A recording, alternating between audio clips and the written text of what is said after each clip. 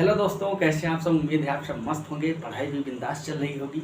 तो स्वागत है सभी का BSc world Amar Singh YouTube channel में। आज हम BSc third year 5th semester वनस्पति विज्ञान बॉटनी में पहली यूनिट कवर कर रहे थे। इसमें फर्स्ट लेक्चर आपको वाटर पोटेंशियल में मिल गया होगा, ठीक है। उसमें हमने वाटर पोटेंशियल और उसके कंपोनेंट क्या क्या होते हैं, सोल्यूट पोटेंशियल, प्रेशर पोटेंशियल, इन सब के अराउंड बात किया था। वो कंप्लीट हो गया था टॉपिक।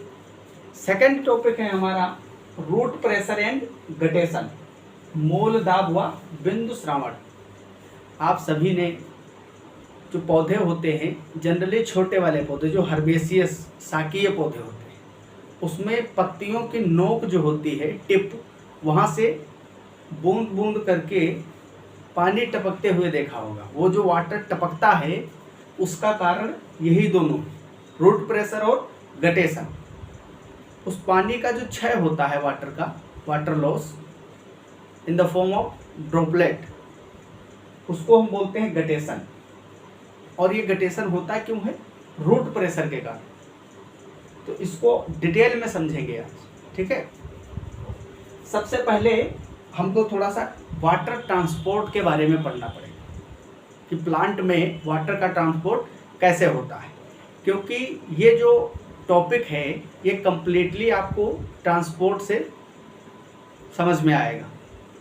इसीलिए वाटर पोटेंशियल हमने पहले पढ़ा, क्योंकि वाटर पोटेंशियल का ट्रांसपोर्ट इन वाटर में बहुत ज़्यादा रोल है, समझे। तो सबसे पहले हम ट्रांसपोर्ट की मेथड देखते हैं, जो कि आप इससे पहले के सेमेस्टर में पढ़ चुके हो। ट्रांसपोर्ट जो होता है, ट्रांसपोर्ट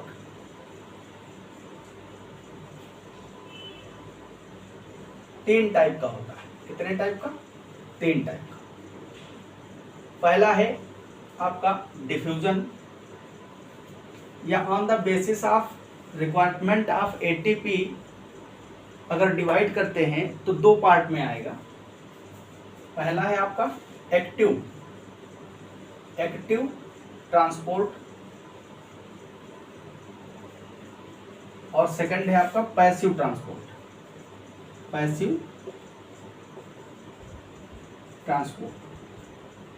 ठीक है। पैसिव ट्रांसपोर्ट में भी दो पार्ट होते हैं। एक तो है आपका सिंपल डिफ्यूजन,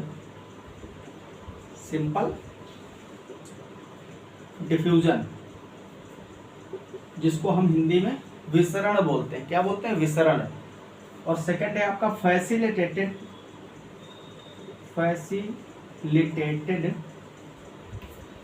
डिफ्यूजन। ये तीन मेथड है जिसके थ्रू वाटर प्लांट में मूव करता है, ट्रांसपोर्ट होता है वाटर का। एक्टिव और पैसिव में दो टाइप है, सिंपल डिफ्यूजन, फैसिलिटेटेड डिफ्यूजन।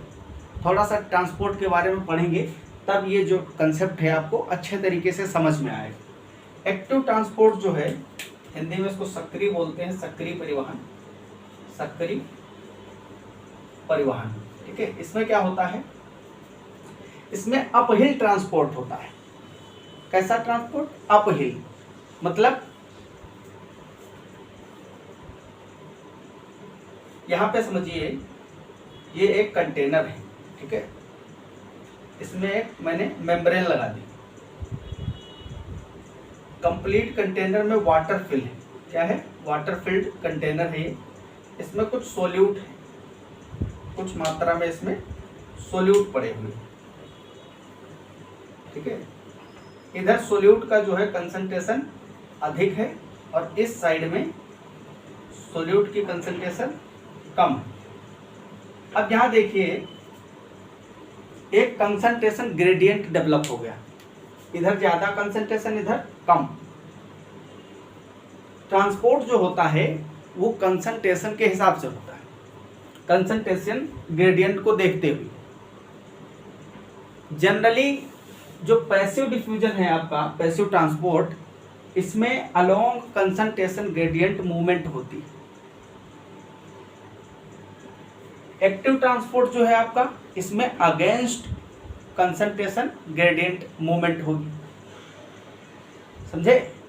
तो यहाँ पे जिधर ज़्यादा कंसंट्रेशन है वाटर उधर को जाएगा, क्योंकि इधर वाटर कंटेंट ज़्यादा है, सोल्यूट कम है, और इधर सोल्यूट ज़्यादा है, वाटर कम है।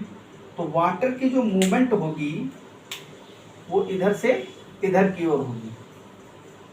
ये जनरल मूवमेंट है वाटर की, जिसको हम पैसिव ट्रांसपोर्ट बोलते हैं। लेकिन जो एक्टिव ट्रांसपोर्ट होता है इसमें इसका उल्टा होगा। क्या होगा? उल्टा। सांद्रता इधर अधिक है, फिर भी वाटर इधर मूव करेगा। ये तो हो गई वाटर के मूवमेंट।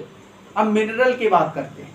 जैसे मिनरल, क्योंकि जनरली हम रूट प्रेशर में प्लांट की जो रूट है, रूट ही तो मिनरल को एब्जॉर्ब करेगी सॉइल से, खनिज पोषकों को, तो उसी के बारे में पढ़ना है।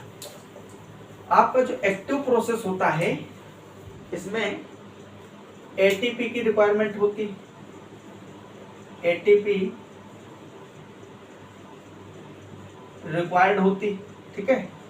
एटीपी बोलिए आप, एनर्जी बोलिए, ऊर्जा की आवश्यकता होती, क्योंकि ये अगेंस्ट कंसंट्रेशन ग्रेडियंट मूव करता है।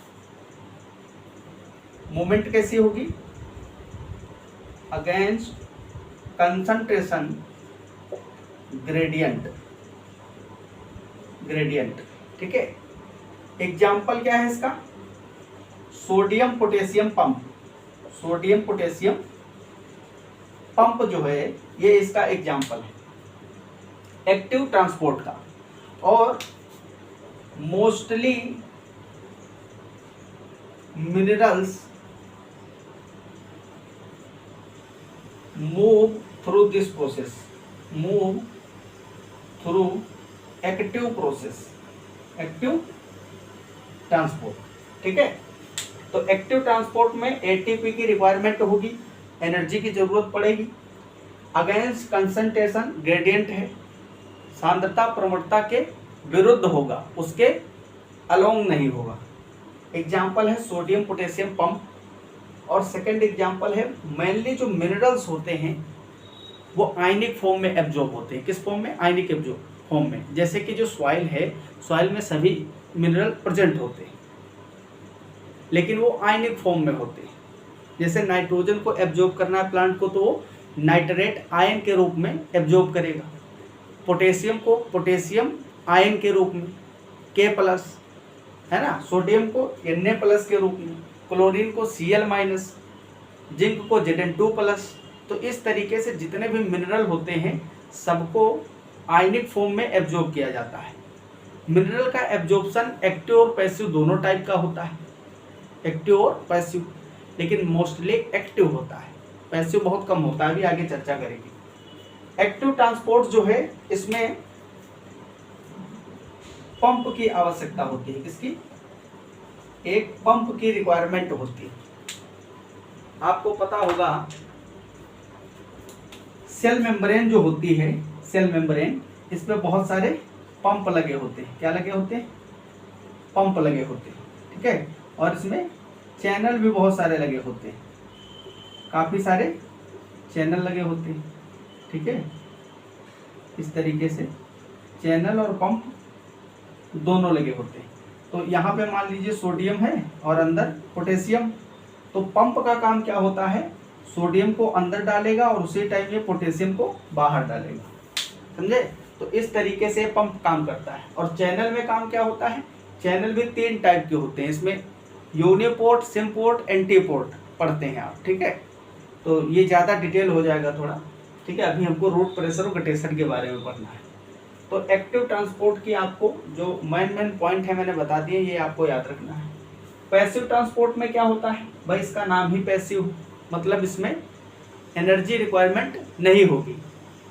यहाँ पे मूवमेंट जो होगी मिनरल या वाटर की वो अलोंग द कंसंट्रेशन ग्रेडियंट होगी। इसमें चैनल रिक्वायर्ड होते हैं, ठीक।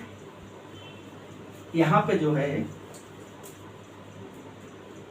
सिंपल डिफ्यूजन हो या फैसिलिटेटेड, एटीपी की रिक्वायरमेंट यहाँ भी नहीं है और एटीपी यहाँ भी नहीं यूज होगा। एनर्जी की रिक्वायरमेंट इन दोनों में नहीं होती। ये दोनों के दोनों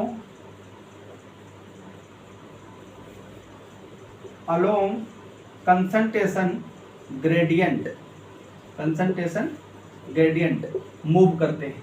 सेम प्रोसेस यहाँ भी होता है, कंसंट्रेशन के अलोंग मूवमेंट होगी, यहाँ पे अगेंस्ट हो रही है, ठीक है। तो जब किसी के अगेंस्ट आप प्रोसेस करते हो तो वहाँ पे एनर्जी की रिक्वायरमेंट होती है, इसीलिए ये एक्टिव प्रोसेस, यहाँ पे एटीपी की रिक्वायरमेंट होगी। यहाँ अलोंग कंसंट्रेशन, जिधर सब जा रहे हैं उधर वो भी जा रहा है, तो उसमें तो फ्लो में चला ही जाएगा, एनर्जी की रिक्वायरमेंट विशेष नहीं है। दूसरा इंपॉर्टेंट क्या है इसमें, सिंपल डिफ्यूजन है, इसके लिए सिर्फ एक सेमी परमिएबल मेम्ब्रेन की आवश्यकता होती है। सेमी परमिएबल मेम्ब्रेन, अर्ध पारगम्य झिल्ली, अर्ध पारगम्य झिल्ली की आवश्यकता होती है। फैसिलिटेटेड डिफ्यूजन जो है ये भी डिफ्यूजन ही है, लेकिन इसमें चैनल की आवश्यकता होती है। किसकी? चैनल रिक्वायर्ड होते हैं, चैनल रिक्वायर्ड होते हैं, ठीक है। तो डिफ्यूजन और फैसिलिटेटेड डिफ्यूजन में यही अंतर है। कुछ सिमिलरिटी भी है, कुछ डिफरेंसेस हैं। जैसे इसमें भी एटीपी नहीं यूज होगा, इसमें भी नहीं होगा। यहाँ अलोंग कंसंट्रेशन ग्रेडियंट, यहाँ भी along the concentration gradient, but यहाँ पे चैनल की रिक्वायरमेंट नहीं है सिंपल डिफ्यूजन में, क्योंकि जो ऑस्मोसिस होता है परासरण, वो भी सिंपल डिफ्यूजन, परासरण में किसी चैनल की तो आवश्यकता होती नहीं। लेकिन फैसिलिटेटेड डिफ्यूजन जो है सुसाध्य विसरण, इसमें आपको चैनल की रिक्वायरमेंट होती है। किसकी? चैनल। अब ये चैनल जो होते हैं वो 3 टाइप के होते हैं। कितने टाइप के? 3 टाइप के। तो इसमें सिम पोर्ट हो गया आपका, सिम पोर्ट, यूनिपोर्ट और एंटी पोर्ट, ये 3 टाइप के चैनल पाए जाएंगे। सिम पोर्ट में क्या होगा, मान लीजिए ये चैनल है एक, ठीक है, तो एक इधर से इधर जाएगा एलिमेंट और दूसरा इधर से इधर आएगा साथ साथ। यूनिपोर्ट में क्या होगा, यूनि मीन्स एक, है ना, तो यूनिपोर्ट में सिर्फ एक ही सबस्टांस एक ही डायरेक्शन में जा सकता है। यहाँ बाई डायरेक्शनल मूवमेंट है, सॉरी थोड़ा गलत हो गया। सिम पोर्ट में जो है वो एक ही डायरेक्शन में 2 एलिमेंट साथ साथ जाएंगे, ए और बी। हम यहाँ पे ए और बी मान लिए, ठीक है। यहाँ पे सिर्फ सिंगल एलिमेंट या मिनरल निकल सकता है चैनल से।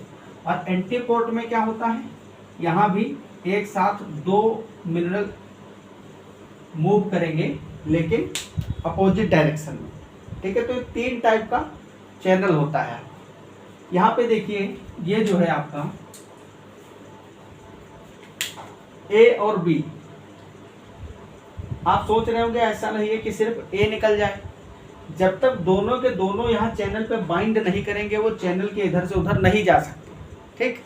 जैसे मान लीजिए ये क्लोरीन और मोलिब्डेनम का है, तो क्लोरीन और मोलिब्डेनम दोनों के दोनों बाइंड करेंगे तभी वो चैनल एक्टिव होगा, इधर से उधर ट्रांसपोर्ट करेगा। ऐसे ही यहाँ पे आपका ए इधर आ रहा है और बी इधर आ रहा है, तो इधर ए बाइंड होना चाहिए, उधर बी, तब एक ही साथ दोनों अपोजिट डायरेक्शन में मूव करेंगे। तो ये हो गया चैनल की बात, ठीक है। ये जो होते हैं आपके थोड़ा सेलेक्टिव होते हैं, चयनात्मक होते हैं। कैसे? सेलेक्टिव होते हैं। जहाँ भी पंप और चैनल रिक्वायर्ड होंगे वहाँ सेलेक्टिविटी होती है और सेंसिटिविटी भी होती है। कुछ ऐसे रसायन होते हैं, केमिकल्स, जिनके प्रति आपके चैनल जो है ये क्या होते हैं, रिस्पॉन्स करते हैं। क्योंकि चैनल जो है, चैनल भी प्रोटीन से बने होते हैं। किससे बने होते हैं? प्रोटीन के। तो प्रोटीन से इंटरेक्ट कर जाते हैं कुछ मॉलिक्यूल्स, तो आपके चैनल और जो पंप होते हैं ये थोड़ा सा संवेदनशील होते हैं। तो ये 3 टाइप का मूवमेंट होता है। आई होप आपको ट्रांसपोर्ट के बारे में थोड़ा सा समझ में आया होगा, तो इसको आप लोग नोट कर लीजिए। फिर हम आगे बढ़ते हैं फर्दर टॉपिक में, ठीक है। अब बात करते हैं कि वाटर का एब्जॉर्प्शन कैसे होगा, वाटर किस तरीके से एब्जॉर्ब होगा, रूट प्रेशर, गटेशन और ट्रांसपिरेशन, इन सभी के बारे में डिटेल में चर्चा करें। वैसे तो ये टॉपिक जो ट्रांसपोर्ट वाला है आप लोग इससे पहले सेमेस्टर में पढ़ चुके हैं, लेकिन थोड़ा सा तुरंत वाला जो है ज़्यादा समझ में आता है। अब आप टॉपिक हेडिंग लगाएंगे, absorption and transport of water. Absorption and transport of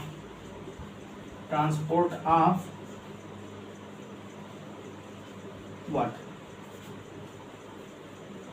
यहाँ पे मैं एक छोटा सा प्लांट बना रहा हूं, ठीक है, डायग्रामेटिक व्यू है ये, ठीक है, ये प्लांट, ठीक है। यहाँ पे सिर्फ हमको वाटर का एब्जॉर्प्शन और ट्रांसपोर्ट समझना है, इसलिए हमने कंप्लीट प्लांट नहीं बनाया। ये है आपका रूट, ये स्टेम है और ये लीफ। रूट जो है अंडरग्राउंड होती है, आपको पता है, ये सॉइल है, सॉइल में जो है रूट रहती है। सबसे पहले यहाँ पे वाटर का एब्जॉर्प्शन होगा, देन उसके बाद में वाटर कॉलम में अपवर्ड अपहिल डायरेक्शन में मूवमेंट होगा, देन उसके बाद में आपको पता है जो प्लांट में ऊपर लीफ लगी होती है उसमें स्टोमेटा होते हैं। क्या होते हैं? स्टोमेटा। तो ये जो वाटर एब्जॉर्ब होगा, सबसे पहले यहाँ पे क्या होगा? Absorption of water, absorption of water, water absorb होगा, देन वो अपवर्ड डायरेक्शन में मूवमेंट करेगा, जिसको बोलते हैं असेंट ऑफ सैप। क्या बोलते हैं? असेंट ऑफ सैप, ऊपर की ओर मूव करेगा, और उसके बाद में पत्तियों के थ्रू वाटर लॉस होगा, स्टोमेटा के थ्रू ट्रांसपिरेशन, जो वाष्पोत्सर्जन होता है उससे बाहर निकल जाता है, तो इसको हम बोलेंगे ट्रांसपिरेशन, ट्रांसपिरेशन, ठीक।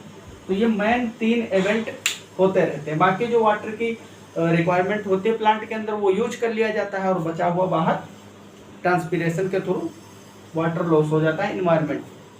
इसके फायदे भी बहुत ज़्यादा हैं, वाटर जो ट्रांसपिरेशन हो रहा है, इसके कई सारे फायदे हैं, इसके बिना प्लांट रह ही नहीं सकता, सबसे मेन इवेंट यही है। तो ये वाटर का जो टोटल एब्जॉर्प्शन और ट्रांसपोर्ट है, इस 3 स्टेप में होता है।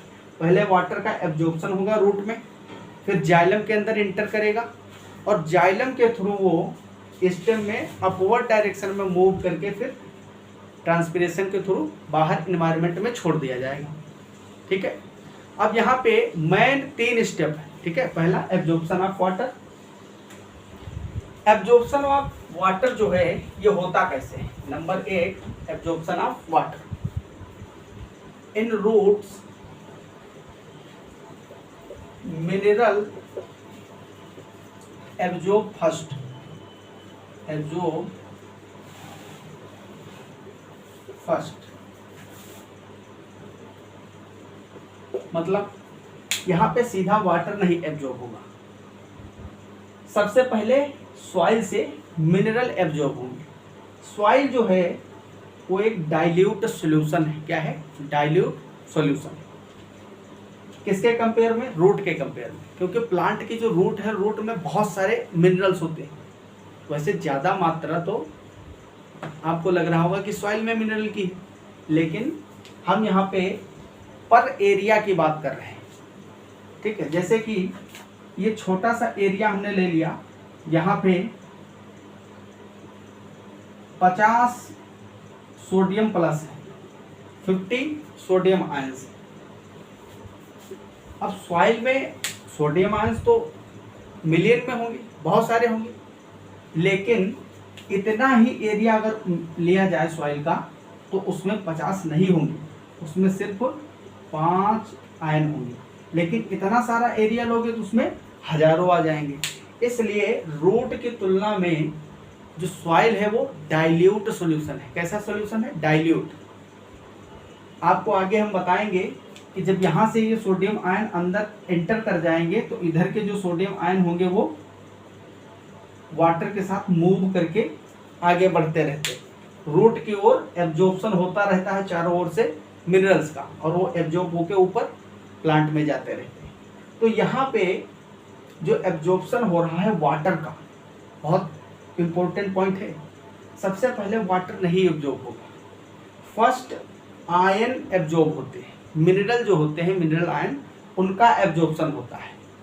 वाटर उसको फॉलो करता है। क्या करता है? फॉलो करता है, क्योंकि वाटर का काम क्या है?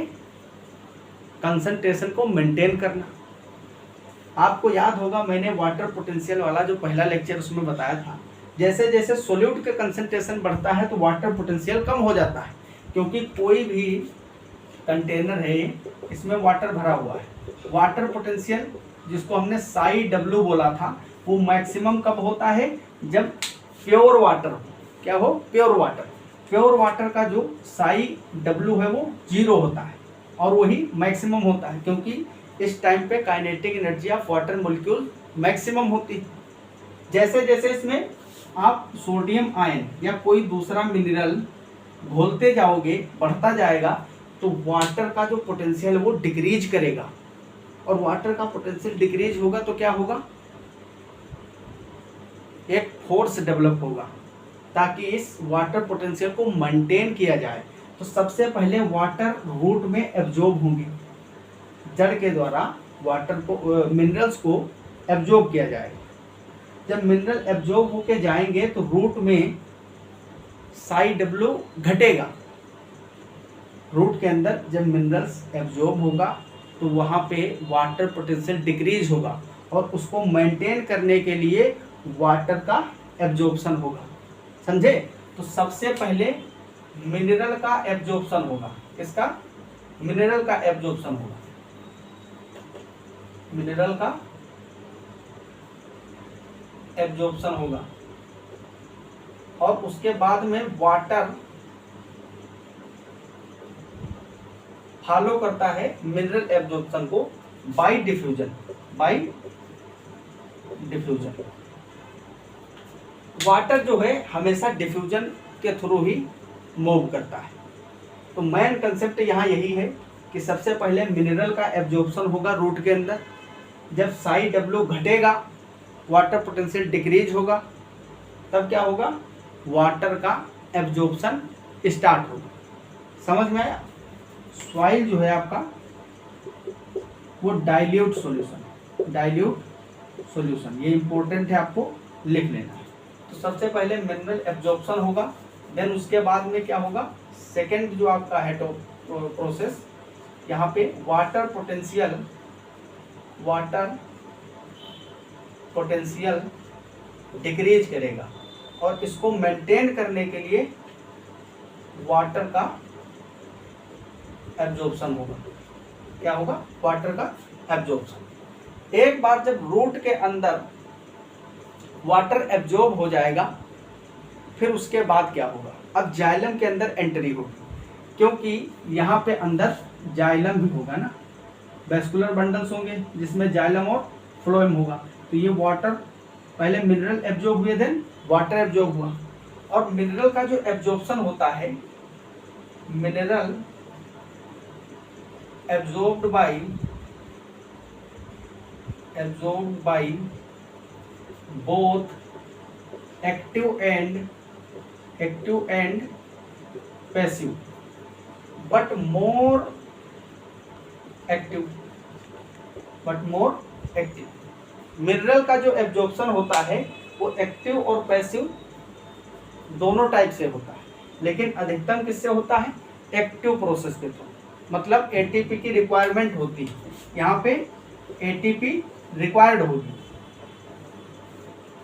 दूसरा, मिनरल जो है, mineral always absorb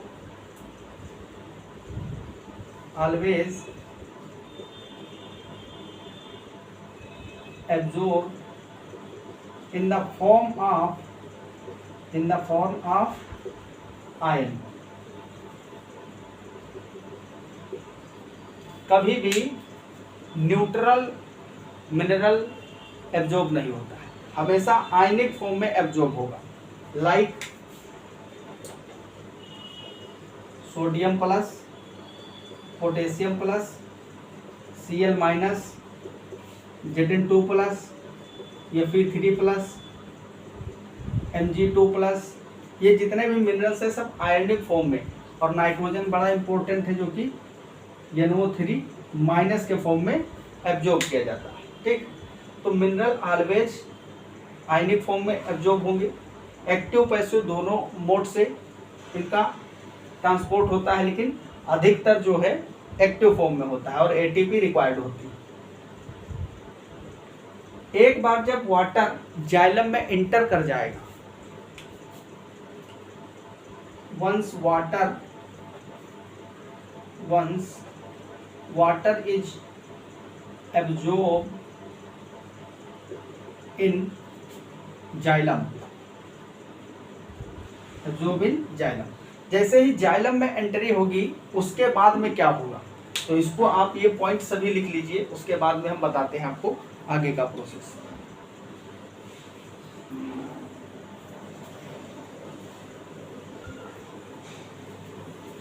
I hope आपने नोट कर लिया होगा। तो सबसे पहले मिनरल का एब्जॉर्प्शन होगा। जब मिनरल एक बार एंटर कर जाएगा जाइलम के अंदर, जाइलम में वाटर के एंट्री के बाद में आगे का प्रोसेस जो होगा उसको हम बोलते हैं एसेंट ऑफ सेप। एसेंट का मतलब अपवर्ड और सेप का मतलब होता है वाटर प्लस मिनरल, तो इन दोनों का कॉम्बिनेशन जो है उसको हम बोलते हैं एसेंट ऑफ सेप। थोड़ा चीज़ें टफ लग सकती हैं, लेकिन कंसेप्ट है उसको समझिए आप, क्योंकि आप लोग सोचते हैं जूलॉजी बोर्ड ने जो रटने का है काम, लेकिन यहाँ पे बहुत बड़े बड़े कंसेप्ट होते हैं। अगर कंसेप्ट को आप पकड़ेंगे तो चीज़ें आसान हो जाएगी। ठीक है, हम यहाँ पे थोड़ा सा सेक्शनल व्यू देते हैं आपको। आपको पता है रूट में सबसे बाहर क्या होते हैं, एपिडर्मल सेल्स होते हैं, जिसमें रूट हेयर होते हैं। क्या होते हैं, रूट हेयर। ये जो है एपिडर्मिस है, हमने रूट की एपिडर्मिस यहाँ पे बनाई है।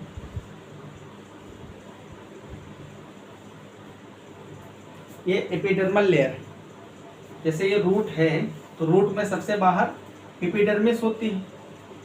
एपिडर्मिस उसके बाद में क्या होगी, सेक्शनल व्यू आप काटोगे तो उसमें सेल्स होती है ना इस तरीके से। एपिडर्मिस होगा, फिर कॉर्टेक्स होगा, देन एंडोडर्मिस, पेरिसाइकल। तो वैसे ही हम यहाँ पे आपको बता रहे हैं, ये एपिडर्मिस है और एपिडर्मिस में रूट हेयर प्रेजेंट होते हैं, मूल रोम। इसके बाद में आपका कॉर्टेक्स होता है। क्या होता है, कॉर्टेक्स की सेल्स होती है, बहुत सारी सेल्स होती हैं कॉर्टेक्स की।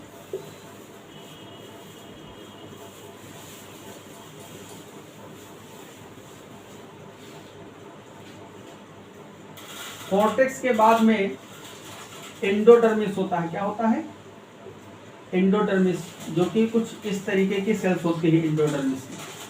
ठीक है, ये एंडोडर्मिस। रूट हेयर जो है, रूट हेयर के थ्रू वाटर का एब्जॉर्प्शन होता है। क्या होता है, वाटर का एब्जॉर्प्शन, जो मैंने आपको अभी बताया था।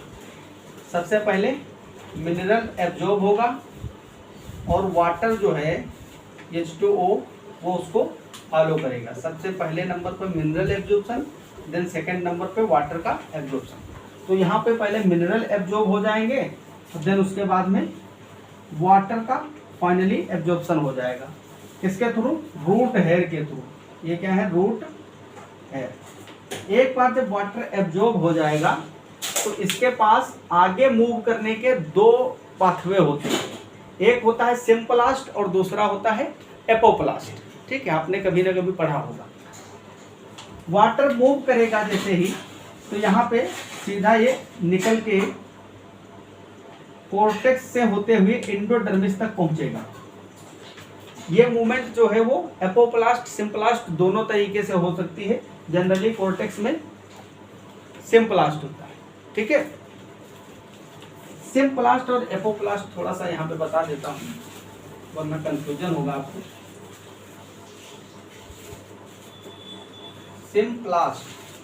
सिम्प्लास्ट जो होता है within the cell, within the cell, मतलब ये एक सेल है कॉर्टेक्स की जिसके बीच से होकर निकल गया वाटर। ठीक है, इसके ऊपर जो है सेल वॉल भी होगी, क्योंकि ये सब प्लांट सेल्स हैं, तो इसके ऊपर सेल वॉल भी होगी। ठीक है, आपको बना लेना है डायग्राम में, और ये चित्र जरूर बनाना है, काफ़ी इम्पोर्टेंट है। इसी के थ्रू आपको चीजें समझ में आएंगी। एपोप्लास्ट जो होता है, एपोप्लास्ट में नो क्रॉसिंग वाल,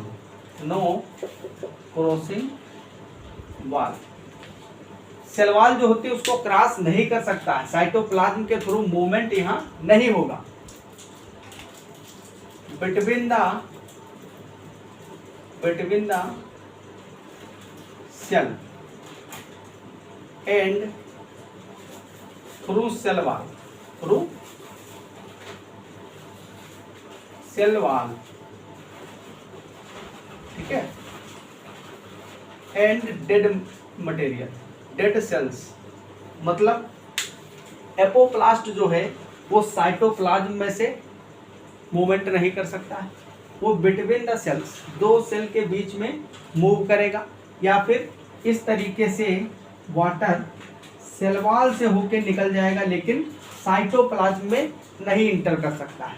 और जो भी डेड सेल्स होती है, आपको पता है जाइलम में बहुत सारी सेल्स हैं जो डेड होती है, जाइलम पैरेंकाइमा को छोड़कर जाइलम फाइबर हो गए और ट्रैकिड्स हो गए, वेसल्स हो गए, तो ये सब डेड सेल्स होती हैं। तो उनमें वाटर का मूवमेंट एपोप्लास्ट के थ्रू होता है, क्योंकि जाइलम ही वाटर को कंडक्ट करता है। और आगे हम आपको बताएंगे कि जो मेन पाथवे है वाटर के लिए वो क्या है, एपोप्लास्ट। क्या है? एपोप्लास्ट, क्योंकि वाटर एपोप्लास्ट के थ्रू ज़्यादा तेजी से मूव करता है और बल्क में, मतलब भर का वाटर निकलता है। तो यहाँ पे जो वाटर है कोर्टेक्स में वो फ्री होता है, वो एपोप्लास्ट और सिम्प्लास्ट दोनों तरीके से जा सकता है। समस्या आती है आपको इंडोडर्मिस में। कहाँ पे? इंडोडर्मिस। ये जो इंडोडर्मिस है यहाँ पे सुबेरिन डिपॉजिट होता है। क्या होता है? सुबेरिन जमा होता है, इस तरीके से सुबेरिन जमा होता है। अब यहाँ देखिए दो टाइप की वाल है, एक तो टेंजेंशियल है और एक रेडियल, ठीक है। ये रेडियल वाल है और अंदर टेंजेंशियल वाल, ठीक है। ये रेडियल और टेंजेंशियल, तो दोनों साइड में ये डिपॉजिट रहता है सुबेरिन। कुछ जगह ऐसी होती है जहाँ पे सुबेरिन नहीं होता है, ठीक है। बात समझ में आ रही?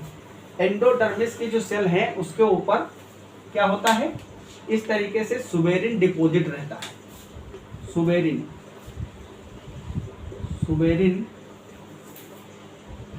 डिपॉजिट रहता है। सुबेरिन डिपॉजिट होने के कारण यहाँ पे वाटर अंदर इंटर नहीं कर पाएगा। तो अब क्या होगा, अब यहाँ पे वाटर को वो जगह तलाशनी होगी जहाँ पे सुबेरिन नहीं है। तो जहाँ सुबेरिन नहीं होगा वहाँ से वो अंदर इंटर करेगा, और इंटर करने के बाद वो आगे बढ़ेगा, और आगे इसको क्या मिलेगा? पेरीसाइकिल। क्या मिलेगा? पेरीसाइकिल, ठीक। तो पेरीसाइकिल की जो सेल्स हैं यहाँ पे आराम से एपोप्लास्ट मूवमेंट हो जाएगा, और देन अंदर आपको जाइलम और फ्लोएम के बंडल मिलेंगे। ये है आपका जाइलम और ये फ्लोएम, ठीक है। तो वाटर का जो मूवमेंट हो रहा है उसको एक बार और अच्छे से समझिए आप। सबसे पहले मिनरल का एब्जॉर्प्शन होगा रूट हेयर के थ्रू, फिर वाटर एब्जॉर्प्शन होगा, क्योंकि वाटर मिनरल एब्जॉर्प्शन को फॉलो करता है कंसंट्रेशन मेंटेन करने के लिए। उसके बाद में आप कोर्टेक्स में एंटर करेगा वाटर। कोर्टेक्स में एपोप्लास्ट सिम्प्लास्ट दोनों हो सकते हैं। जहाँ दोनों ऑप्शन होते हैं वहाँ वाटर चाहता है कि एपोप्लास्ट करें। क्यों? क्योंकि एपोप्लास्ट ज़्यादा अच्छा लगता है प्लांटों को, क्योंकि वहाँ वाटर की जो मूवमेंट होती है वो तेज़ी से होती है और बल्क में होती है। तो यहाँ जो कोर्टेक्स है ये आपका एपिडर्मिस है। क्या है? एपिडर्मिस। ये है आपका कोर्टेक्स, और इसके बाद में ये आपका इंडोडर्मिस है, इंडोडर्मिस, और लास्ट में आपका पेरीसाइकिल, ठीक है। और ये आपका वेस्कुलर बंडल है। समझ में आ रहा है अच्छे तरीके से? जैसे ही एपोप्लास्ट के थ्रू ये इंडोडर्मिस तक आएगा तो यहाँ पे सुबेरिनाइज्ड सेल्स होती है, सेल के ऊपर सुबेरिन डिपॉजिट रहता है। कुछ एरिया होता है जो नॉन सुबेरिनाइज्ड होता है, जहाँ पे सुबेरिन डिपॉजिट नहीं होता है, तो वाटर क्या करता है, उसकी तलाश करता है। अब आप सोच रहे होंगे कि यहाँ पे तलाश कर क्यों रहा, क्योंकि उसके लिए कोई ज़रूरत होनी चाहिए ना। यहाँ पे एक जाइलम और फ्लोएम में एक बहुत बड़ा फोर्स लग रहा है, काफ़ी हाई वैल्यू का फोर्स लग रहा है, वाटर को खींच रहा है वो, इसीलिए इसको रेंगते रेंगते उस जगह को ढूंढना पड़ता है जहाँ पे सुबेरिन डिपॉजिट नहीं है, और उसके थ्रू ये अंदर इंटर करता है। तो फोर्स क्या है? ट्रांसपिरेशन पुल, वाष्पोत्सर्जन खिंचाव जो होता है वो वाटर को अट्रैक्ट करता है, समझे? तो ऊपर जो है ट्रांसपिरेशन पुल लग रहा है, ऊपर की ओर खींच रहा है, तो जड़ में जो रूट है, रूट के अंदर ये वाटर एब्जॉर्ब होके जाइलम तक पहुंच रहा है। अल्टीमेटली इसको कहाँ तक पहुंचना है? जाइलम तक। तो जाइलम तक पहुंचने के लिए आप फिर से देखिए, रूट हेयर से एपिडर्मल सेल में जाएगा, एपिडर्मिस से कोर्टेक्स में, दोनों पाथवे हैं सिम्प्लास्ट एपोप्लास्ट, और दोनों तरीके से अंदर आएगा। मेनली एपोप्लास्ट से आएगा, फिर कहाँ जाएगा? एंडोडर्मिस के पास, यहाँ पे सुबेरिन डिपॉजिट होता है, तो जहाँ पे नन सुबेरिनाइज्ड एरिया है वहाँ से वाटर एंटर करेगा और फिर से पेरीसाइकिल में एपोप्लास्ट के थ्रू जाइलम तक पहुँचेगा। ये जो सुबेरिन डिपॉजिट होता है इसका काम भी है, क्योंकि एंडोडर्मिस जो होता है ये चेक पॉइंट है। क्या है? Check point. कुछ अनवांटेड मिनरल्स होते हैं जो कि रूट हेयर के थ्रू एब्जॉर्ब कर लिए जाते हैं, जिनकी कोई भी आवश्यकता प्लांट में नहीं होती। तो यहाँ पे चेक पॉइंट होता है, बहुत सारे चैनल्स लगे होते हैं, ठीक। तो यहाँ उन मिनरल्स को अवॉइड किया जाता है अंदर जाने के लिए, समझे? इसीलिए ये सुबेरिन डिपॉजिट होता है। आप समझ रहे होंगे कितनी कॉम्प्लेक्स चीज़ें, कितनी सुव्यवस्थित चीज़ें बनाई गई हैं प्लांटों के अंदर। तो ये एंडोडर्मिस एक चेक पॉइंट का काम करता है। किसका काम करता है? चेक पॉइंट का काम करता है। बहुत इंपॉर्टेंट है, ये क्वेश्चन आ सकता है इसमें, ठीक। तो यहाँ पे जो अनवांटेड मिनरल्स एब्जॉर्ब हो गए हैं उनको अंदर नहीं जाने दिया जाएगा, ठीक। इसीलिए यहाँ पे चेक होके चीजें जाती हैं। एक बार जब जाइलम में पहुंच जाएगा वाटर, है ना, एंट्री इनटू जाइलम हमने पढ़ लिया। अब मूवमेंट कैसे होगी?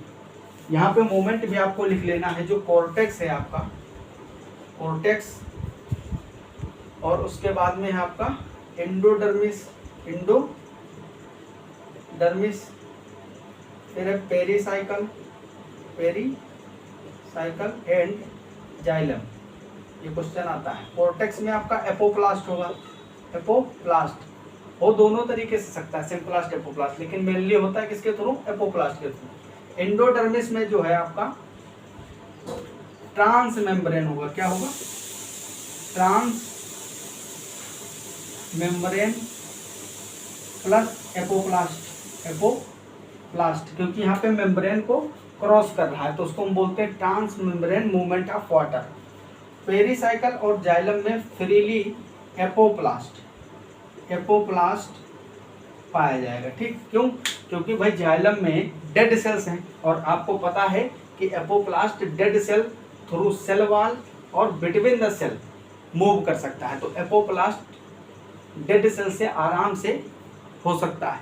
इसलिए जाइलम में, जाइलम पैरेन्काइमा को छोड़ दिया जाए तो बाकी तीनों की तीनों 4 सेल से मिलकर बना होता है ना xylem completely. Xylem parenchyma, xylem fibre, vessels और ट्रेकिड। इसमें से जाइलम पैरेन्काइमा को छोड़ के 3 जो हैं, वेसल, ट्रेकिड और जाइलम फाइबर्स, ये तीनों डेड सेल्स हैं, और डेड सेल्स में एपोप्लास्ट इजीली हो जाता है। इसलिए जाइलम में मेनली क्या होता है? एपोप्लास्ट होता है, और पेरीसाइकिल में फ्री है मूव करने के लिए एपोप्लास्ट, सिम्प्लास्ट भी हो सकता है। तो जब दोनों ऑप्शन होंगे तब प्लांट क्या प्रेफर करेगा?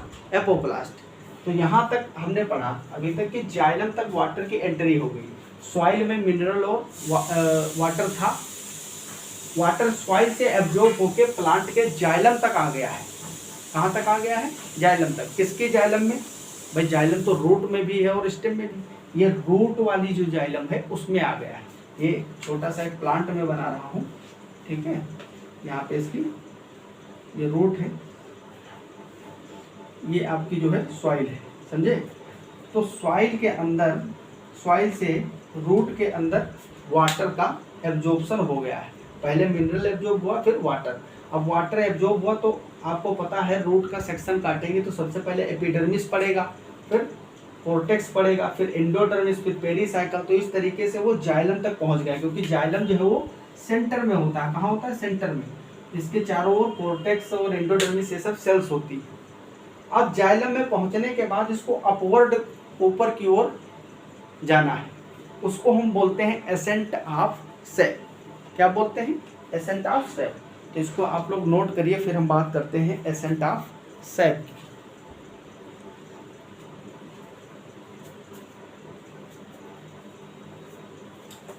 चलिए अगली हेडिंग लगाइए, एसेंट ऑफ सैप।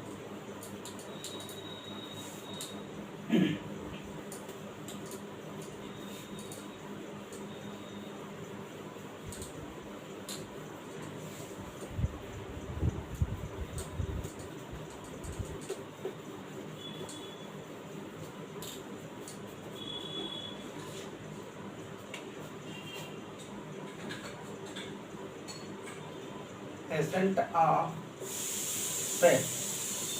यहाँ पे जो एसेंट है, एसेंट का मतलब क्या होता है, एसेंट और सैप इन दोनों का मतलब आपको अच्छे तरीके से समझना है, ठीक।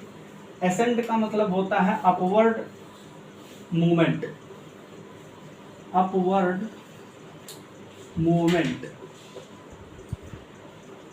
ठीक है। और सैप क्या है, सैप मेनली सॉल्यूशन की बोलते हैं जो जाइलम में, जाइलम में जो वाटर प्लस मिनरल है, इन दोनों को हम क्या बोलते हैं, सैप बोलते हैं, या जाइलम सैप बोला जाता है। तो अपवर्ड मूवमेंट मतलब असेंट और सैप मतलब वाटर और मिनरल। असेंट ऑफ सैप, इसका मतलब क्या हुआ कि वाटर और मिनरल जो है जाइलम के अंदर, उसका ऊपर की ओर अपवर्ड मूवमेंट कैसे होता है, इसको एक्सप्लेन करने के लिए 3 थियरी है हमारे पास। कितनी थियरी हैं, 3 थियरी, ठीक। एसेंट ऑफ सैप को 3 थियरी के थ्रू हम समझते हैं। पहली जो थ्योरी है वो है vital force theory, vital force theory. Vital force theory जो होती है ये बहुत ज़्यादा काम की रही है, इसको आजकल कम वरीयता भी दी जाती है। सेकंड जो है वो है रूट प्रेशर। अब आ गए हम अपने टॉपिक पे, रूट प्रेशर। और थर्ड है आपका cohesion tension, cohesion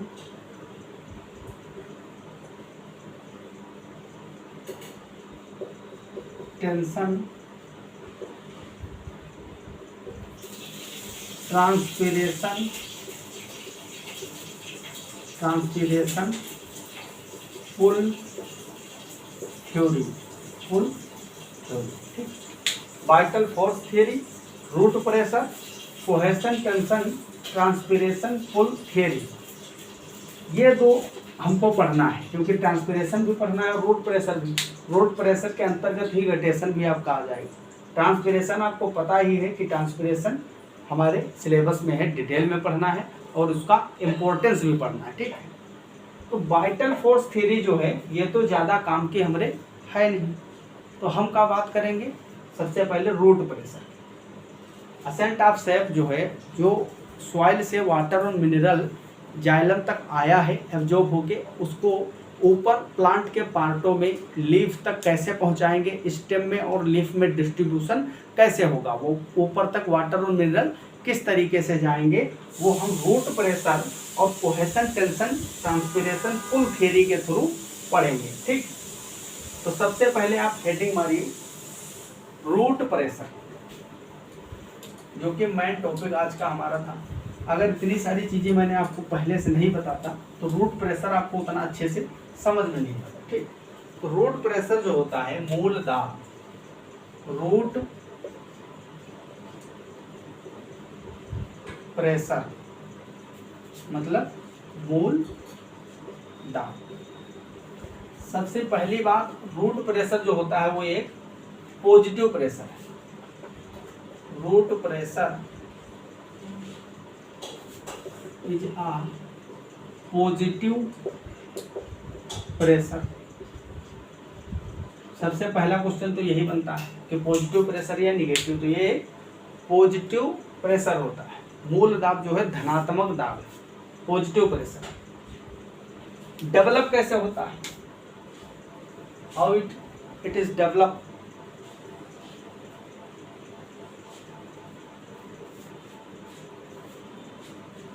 second number है आपका accumulation of development of root pressure, development of root pressure. कैसे डेवलप होगा? पहला इसमें जाइलम जो होता है आपका, जाइलम के अंदर मिनरल का एक्यूमुलेशन होगा, मिनरल का एक्यूमुलेशन होगा। ठीक है, थोड़ा सा मैं इंक डाल लेता हूँ अपने मार्कर में। ठीक है,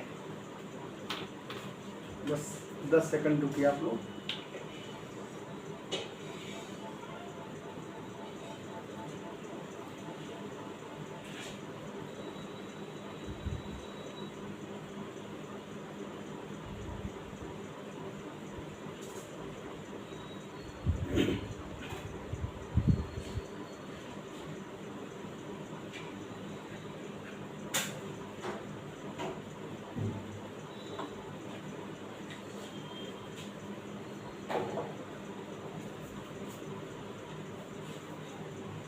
रूट प्रेशर का जो डेवलपमेंट है वो कैसे होता है?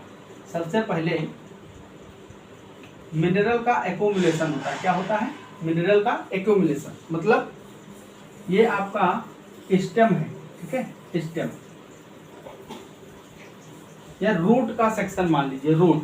रूट में वाटर एब्जॉर्ब होके आया और सेंटर में आपका जाइलम है। क्या है? वेस्कुलर बंडल है, ये जाइलम स्ट्रैंड है। मिनरल एब्जॉर्ब होंगे और जाइलम तक जाएंगे। कहाँ तक जाएंगे? जाइलम। ये है रूट और सॉइल के अंदर पड़ा हुआ। किसके अंदर? ये सॉइल है भाई, मिनरल तो सॉइल में ही होंगे ना। जैसे मिनरल जाइलम के अंदर एब्जॉर्ब होंगे तो ये यहाँ पे एक्यूमुलेट हो जाएंगे, बहुत सारे मिनरल्स एक्यूमुलेट हो जाएंगे या नहीं? हो जाएंगे। अब जब वाटर इसमें एब्जॉर्ब होगा,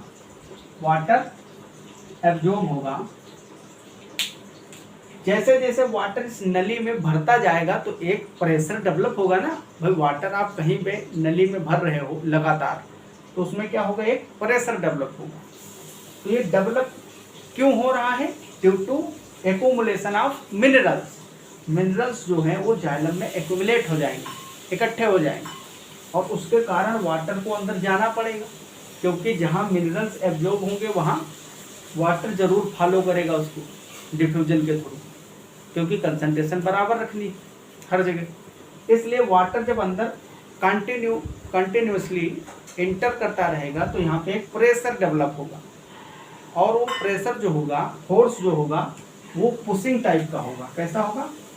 पुश टाइप, मतलब ये ऊपर की ओर धकेलेगा इसको। क्या करेगा? ऊपर की ओर धकेलेगा, ना कि खींचेगा। तो जैसे जैसे वाटर इसमें इंटर करेगा तो ये ऊपर की ओर एक पुश डेवलप होता है। इसी पुश को हम एक पॉजिटिव प्रेशर या रूट प्रेशर कहते हैं। क्या कहते हैं? Root pressure. ठीक, तो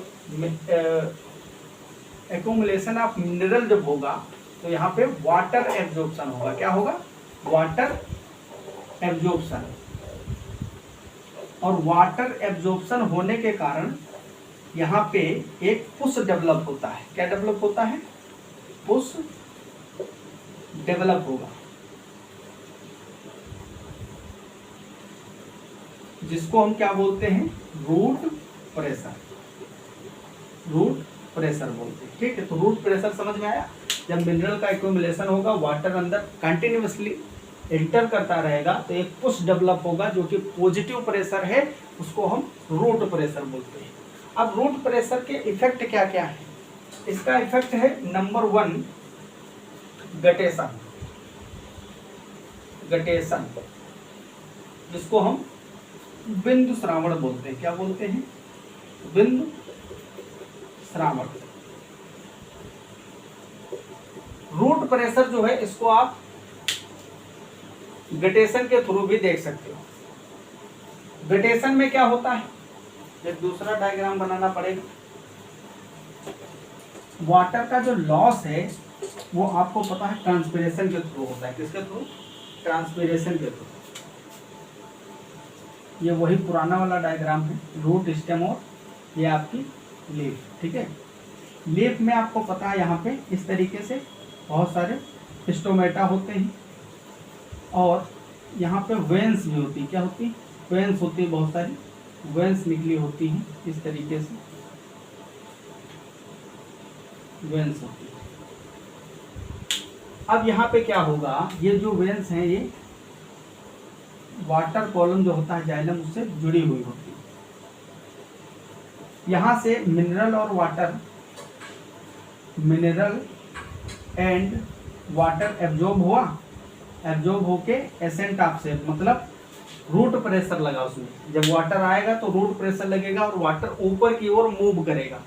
अब ऊपर की ओर मूव करने के बाद यहाँ पे वाटर का लॉस जो है वो दो तरीके से हो सकता है। एक तो स्टोमेटा के थ्रू, तो स्टोमेटा के थ्रू जब होता है वाटर लॉस उसको हम बोलते हैं ट्रांसपीरेशन। क्या बोलते हैं? ट्रांसपीरेशन। और ये होता है जब टेम्परेचर हाई हो, दिन के समय में होता है। कब होता है? दिन के समय में, जब टेम्परेचर ज़्यादा होता है, ठीक है। एनवायरनमेंट जब ऐसा होगा कि ट्रांसपीरेशन हो सकता है तभी होगा, रात में तो ट्रांसपीरेशन होगा नहीं। तो रात में क्या होता है, अब ये जो रूट प्रेशर लग रहा है ये तो 24 घंटे लगेगा, 24 घंटे लगता रहता है। लेकिन ऑब्जर्व कब होता है? ये सुबह सुबह मॉर्निंग में और रात में आपको दिखेगा। क्यों? क्योंकि उस समय ट्रांसपीरेशन नहीं हो रहा होता है। रूट प्रेशर हमेशा लगता रहता है, दिन में भी रात में भी, लेकिन दिन में रूट प्रेशर को ऑब्जर्व नहीं कर सकते क्योंकि दिन में ट्रांसपीरेशन भी होता है। तो ट्रांसपीरेशन के थ्रू वाटर को ऊपर खींचा जाता है और नीचे से रूट प्रेशर ऊपर को धकेल रहा है वाटर को। तो हमको समझ में नहीं आता है कि ट्रांसपीरेशन हो रहा है या रूट प्रेशर, क्योंकि ट्रांसपीरेशन ज़्यादा फोर्स लगाता है तो इसलिए हमको रूट प्रेशर नहीं समझ आता है। लेकिन रात में ट्रांसपीरेशन लो हो जाता है, बहुत ज़्यादा लो, टेम्परेचर डाउन हो जाएगा। तो मॉर्निंग में अगर अर्ली मॉर्निंग आप देखोगे तो यहाँ पे क्या होगा, ट्रांसपीरेशन नहीं होगा और वाटर का जो लॉस है वो यहाँ से छोटे छोटे ड्रॉप के रूप में जो वेन्स होते हैं, वेन्यूल्स, इसके टिप से वाटर गिरता है। आपने देखा होगा जल्दी। तो वाटर लॉस दो तरीके से होता है। पहला तो होता है स्टोमेटा के थ्रू जिसको ट्रांसपीरेशन कहते हैं, जो हाई टेम्परेचर पे दिन के समय में होता है। और सेकंड है आपका बिंदु श्रावण, इसी को बोलते हैं गटेशन। क्या बोला जाता है? गटेशन। तो यही आपका गटेशन है। क्या है? गटेशन। गटेशन जो है वो रात के समय में या सुबह सुबह मॉर्निंग में आपको देखने को मिलता है। समझ में आया? दूसरा एक इम्पोर्टेंट बात है, उसको समझिए यहाँ पे कि रूट प्रेशर को हम और कैसे ऑब्जर्व कर सकते हैं और क्या इसका कोई प्रमाण है जिससे हम माने कि ये पुश है। रूट प्रेशर हमेशा ऊपर की ओर लगता है इस तरीके से। तो इसलिए आप किसी भी शाकीय पौधे, जनरली ये जो है आपको हर्बेसियस प्लांट में मिलता है। किसमें मिलता है? हर्बेसियस प्लांट जो होते हैं, हर्बेसियस प्लांट, या जिसको हम शाकीय पौधे बोलते हैं। क्या बोलते हैं? शाकीय पौधे। क्योंकि रूट प्रेशर जो है वो एक मोडेस्ट प्रेशर है। क्या है? मोडेस्ट प्रेशर है, मोडेस्ट पुश। बहुत ज्यादा दूरी तक वाटर को ऊपर नहीं चढ़ा सकता है, कुछ दूरी तक। तो जो छोटे प्लांट होते हैं शाकीय पौधे, जनरली इसी में इसका इम्पोर्टेंस देखने को मिलता है। बड़े बड़े जो लॉन्ग ट्रीज हैं उसमें इसका कोई विशेष रोल नहीं होता है। तो रूट प्रेशर हर्बेसियस प्लांट में मिलेगा। तो जो छोटे शाकीय पौधे होते हैं उसको मॉर्निंग में आप अगर कट कर देते हैं ब्लेड से, छोटा अगर कोई प्लांट है तो उसको आप कट करेंगे तो देखेंगे उसके स्टेम से वाटर निकल आएगा। क्या आएगा? वाटर निकलेगा, तुरंत निकलता रहता है। तो वो क्या होता है? रूट प्रेशर ही है। रूट प्रेशर के थ्रू वाटर और मिनरल्स ऊपर जा रहे होते हैं। इसको अगर आप यहाँ से भी कट कर देंगे तो देखेंगे कि यहाँ से ऊपर से भी वाटर टपकेगा और नीचे से भी ऊपर की ओर पानी निकलता हुआ थोड़ा थोड़ा एक दो ड्रॉप आपको दिखेंगे। तो वो क्या होता है? रूट प्रेशर होता है। अब यहाँ पे पहला तो गटेशन हो गया, ठीक है। वेन्स जो होती हैं उसके माध्यम से वाटर का लॉस जो होता है in the form of small drops, उसको हम बोलते हैं गटेशन या बिंदु स्रावन। ये जनरली मॉर्निंग में आपको देखने को मिलता है। कब देखने को मिलेगा? मॉर्निंग में या रात के समय में देखने को मिलेगा। सेकंड, इसका इम्पोर्टेंस क्या है रूट प्रेशर का? सेकंड इम्पोर्टेंट रोल है इसका regeneration of water column. Regeneration of water column, ठीक है। मतलब जब ट्रांसपिरेशन होता है तो ट्रांसपिरेशन में ऊपर की ओर एक खिंचाव लगता है, प्लांट में वाटर को खींचता है, ठीक, इस तरीके से ऊपर की ओर खींचता है। जब दिन में ट्रांसपिरेशन बहुत तेज गति से होता है तो वाटर को खींचने के कारण वाटर के जो मॉलिक्यूल्स होते हैं उनकी लड़ी टूट जाती है, एक पूरी चेन बनती है ना, इस तरीके से वाटर को ऊपर खींचा जाता है। तो दिन के समय में ट्रांसपिरेशन जब हाई रेट से हो रहा होता है तो वाटर कॉलम टूट जाता है। क्या हो जाता है? टूट जाता है। तो रात में जब ट्रांसपिरेशन बंद हो जाता है तब रूट प्रेशर क्या करता है? नीचे से धीरे धीरे ऊपर की ओर वाटर को पुश करना स्टार्ट करता है रात में। तो वो जो कॉलम बीच में टूट गया है उसको फिर से ये रीजनरेट कर देता है। तो बहुत इंपॉर्टेंट है ये रीजनरेशन ऑफ वाटर कॉलम। ये किसका काम है? रूट प्रेशर का। ट्रांसपिरेशन दिन में हाई रेट से होगा, वाटर को ऊपर खींचेगा तो वाटर कॉलम जो है वो ब्रेक हो जाएगा। रात में रूट प्रेशर लगेगा, वाटर को ऊपर की ओर पुश करेगा, जिससे वो वाटर कॉलम दोबारा से रीजनरेट हो जाएगा। तो सेकंड ये इंपॉर्टेंस है रीजनरेशन ऑफ वाटर कॉलम, ठीक। तो आई होप आज का लेक्चर आपको कंप्लीटली समझ में आ गया होगा। अगर कोई भी इसमें समस्या है आपको तो आप लोग जरूर पूछिएगा, हम अगले लेक्चर में कवर कर लेंगे। और सेकंड जो थर्ड लेक्चर रहेगा इसका, उसमें हम ट्रांसपिरेशन को डिटेल में पढ़ेंगे। काफ़ी इम्पोर्टेंट टॉपिक है, क्वेश्चन भी हमेशा आता है उससे। और ट्रांसपिरेशन और इम्पोर्टेंस ऑफ ट्रांसपिरेशन, ये टॉपिक हम अगले लेक्चर में कवर करेंगे। तो आप लोग मस्त पढ़ाई करते रहिए। मिलते हैं अगले लेक्चर में, तब तक के लिए okay bye, all the very best, thanks for watching. जय हिंद, जय भारत।